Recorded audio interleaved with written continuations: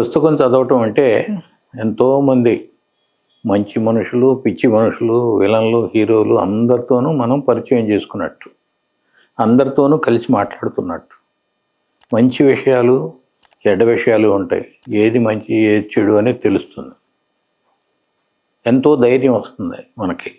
సమస్యలప్పుడు పుస్తకం చదివే వాళ్ళు ఒక రకంగా దాన్ని ఎదుర్కొంటారు, పుస్తకం చదవని వాళ్ళు ఇంకో రకంగా ఎదుర్కొంటారు. పుస్తకం చదవని వాళ్ళు అదారి పడిపోతారు. వాళ్ళకి అసలు ఏం చేయాలో తెలియదు. ఆ సమస్య వచ్చినప్పుడు పుస్తకం చదివిన వాళ్ళకి ఏం చేయాలో తెలుస్తుంది.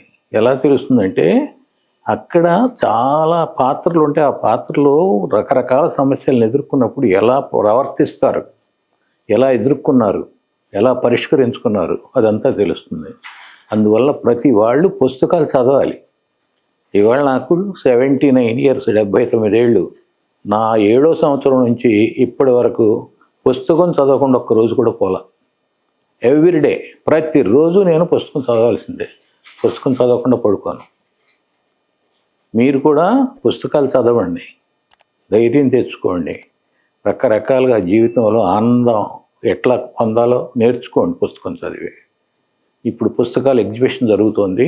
రేపు 19వ తారీఖు నుంచి ఆ ఎగ్జిబిషన్లో ఎన్నో రకాల పుస్తకాలు ఉంటాయి. కొన్ని పుస్తకాలు చదవండి, కొన్ని పుస్తకాలు కొనుక్కోండి, తీసుకెళ్ళండి. అది చదివితే పుస్తకాల రుచి తెలిస్తే మీకు ఎప్పటికీ మీరు ఆ రుచిని పోగొట్టుకోవాలనుకోరు. ఎప్పటికీ చదువుతూనే ఉంటారు. ఎన్నో విషయాలు తెలుస్తాయి మనకి. ముఖ్యంగా ఈ పుస్తకాలు చదవని వాళ్ళ కోసం చెప్తున్నాను నేను. చదివే వాళ్ళకి ఎలాగో తెలుస్తుంది, అది వాళ్ళు ఎలాగూ కొంటారు. అందుకనే వేల మంది వస్తున్నారు పుస్తకాల ఎగ్జిబిషన్కి. మీరు కూడా రండి, చదవండి.